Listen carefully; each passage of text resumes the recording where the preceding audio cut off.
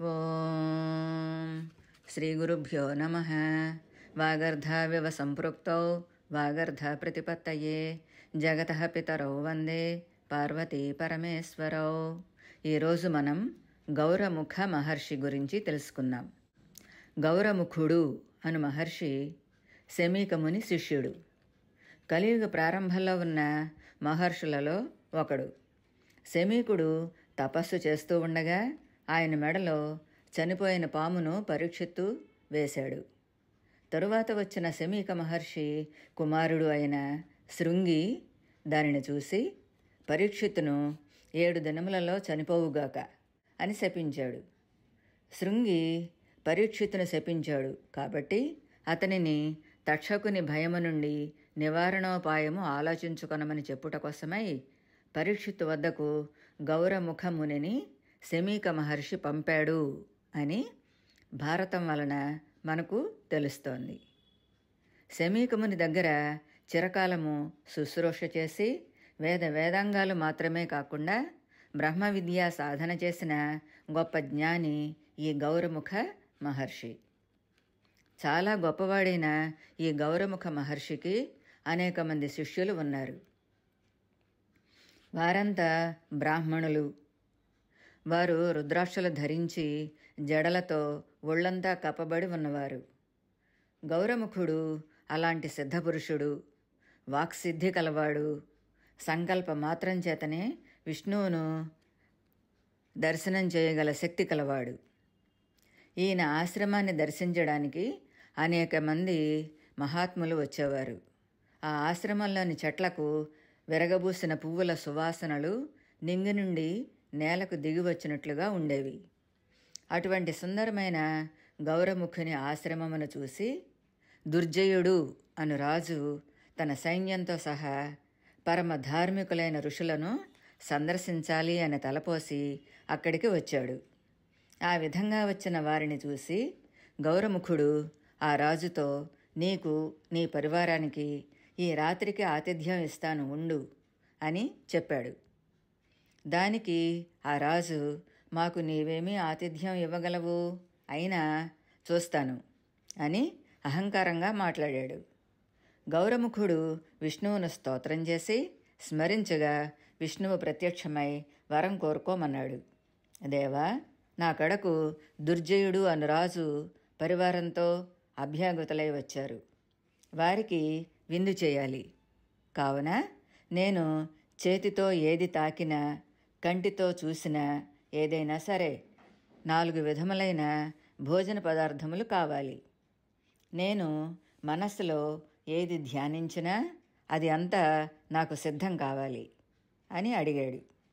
అంతా ఆ మహావిష్ణువు ప్రసన్నుడై దివ్యమైన ఒక మణిని ఇచ్చి అదృశ్యమయ్యాడు. ఆ మణిని తీసుకుని తన ఆశ్రమానికి వెళ్ళి దాని ప్రభావంతో ఆ రాత్రి వారికి మృష్టాన్న భోజనాలతో తృప్తి కలిగించాడు. వారంతా సుఖభోగాలు అనుభవించడానికి అనేక రాజప్రాసాదాలు, ఉద్యానవనాలు ఏర్పాటు చేశాడు. విష్ణు ప్రసాదితమైన మణిని ఆ రాజు చూస్తూ ఉండగా ఒకచోట ఉంచాడు. దివ్యమైన ఉపచారములతో ఆశ్చర్యపోయి, ఈ సామర్థ్యం మహర్షి తపము వల్ల ఏర్పడిందా లేక మణి యొక్క మహిమ అని ఆలోచిస్తూ ఆ రాత్రి గడిపాడు. తెల్లవారగానే ఈ మణి నాకు ఎట్లు దక్కుతుంది అని ఆలోచిస్తూ ఆశ్రమము నుండి బయటకు రాగానే ఆ ప్రాసాదములు అన్నీ మాయమైపోయాయి.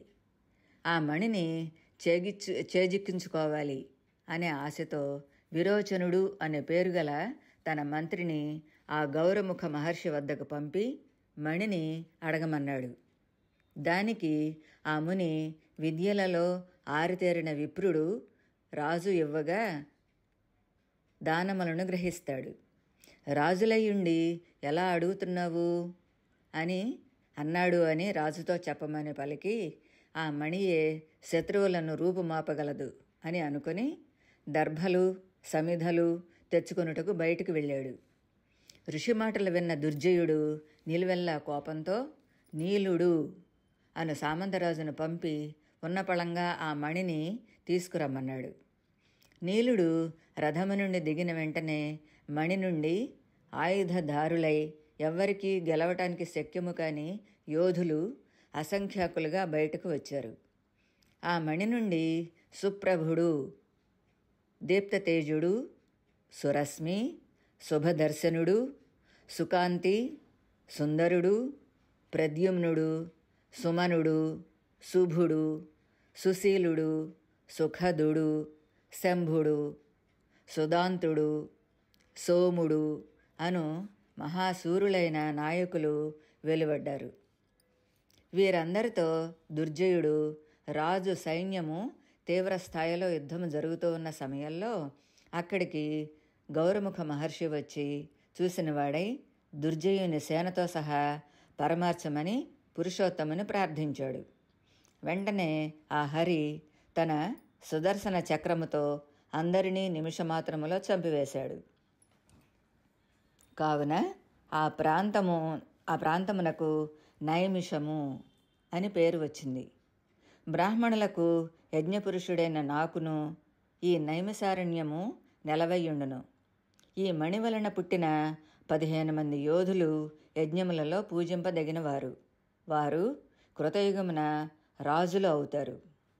ఈ క్షేత్రము భవిష్యత్తులో గొప్ప తపోవాటిక కాగలదు అని చెప్పి శ్రీహరి అంతర్ధానమయ్యాడు.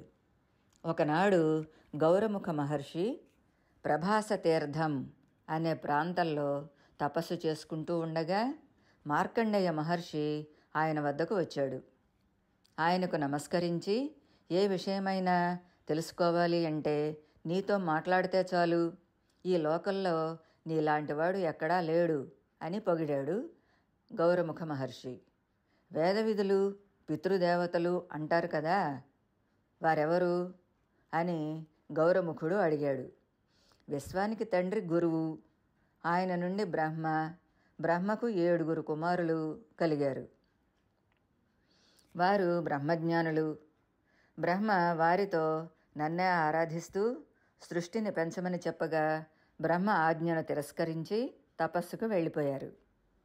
దానితో బ్రహ్మ ఆగ్రహించి, మీరు ఏ బ్రహ్మజ్ఞానంతో తరిస్తున్నారో అది మీకు నశించుగాక అని శపించాడు. వారు సంతానం కలిగిన తరువాత బ్రహ్మజ్ఞానం నశించిన వారై ఈ లోకాన్ని వదిలి స్వర్గలోకానికి వెళ్ళారు. వారు తమ సంతానంతో శ్రాద్ధాది పితృకర్మలతో మమ్మల్ని అర్చించండి అన్నారు. వారే మొట్టమొదటి పితృదేవతలు అని చెప్పాడు మార్కండేయ మహర్షి. ప్రతి లోకంలోనూ పితృదేవతలు ఉన్నారు. పితృగణాలు మొత్తం 7. వీరిలో రూపములు లేని వారిని అమూర్త గణములు, అగ్నిశ్వాత్తులు అని, వారు 4 అన్నమాట. రూపములు ఉన్న 3 మూర్తగణములు, బహిర్షదులు అని అంటారు. ఏ లోకంలోని వారైనా ఆ లోకానికి పైలోకంలో ఉండే పితృదేవతలను ఆరాధించాలి. ప్రధానంగా పూజ్యత పొందే పితృదేవతలు వసు, సాధ్య, రుద్ర, ఆదిత్య, విశ్వే, రుద్రులు. వీరంతా మనకు పైలోకంలో శాశ్వతంగా ఉండేవారు. మనందరి రాకపోకలను, పొందవలసిన గతులను సమర్థవంతంగా నిర్వహించే దేవతా వ్యవస్థనే పితృదేవతలు అంటారు. మనం పెట్టేది వారు ఏ రూపంలో పుడితే ఆ రూపంలో వారికి అంది అది ఆహారంగా అందుతుంది. తరువాత పితృదేవతలను ఎప్పుడెప్పుడు పూజించాలో కూడా చెప్పాడు. ఈ విధంగా మార్కండేయుడు తాను పితృదేవతల ఆరాధన చేసి ఆ విషయాలు తెలుసుకున్నాను అని గౌరముఖ మహర్షితో చెప్పాడు. అది విన్న తర్వాత గౌరముఖ మహర్షి పితృదేవత పూజ కొంతకాలం చేయగానే ఆ పుణ్యఫలం ఫలితంగా ఆయనకు తన గత 100 జన్మల వృత్తాంతము తెలిసింది. బ్రహ్మ యొక్క మానస పుత్రులైన మరీచి మొదలైన 7 ఋషులలో భృగువు ఒకడు అని, ఆ భృగు వంశంలోనే తాను జన్మించినట్లుగా తన పూర్వ చరిత్ర తెలుసుకున్నాడు. ఈ విధంగా గౌరముఖ మహర్షి శ్రీహరి భక్తుడుగాను ప్రభాస తీర్థంలోనే చాలా కాలం తపస్సు చేసి శాశ్వతమైన కీర్తిని పొంది ముక్తిని పొందాడు. ఆయన శిష్య పరంపర మన దేశమంతా వ్యాపించి ఉన్నట్లుగా వరాహ పురాణం ద్వారా మనకు తెలుస్తోంది. ఓం శ్రీ గౌరముఖ మహర్షియే నమః. స్వస్తి.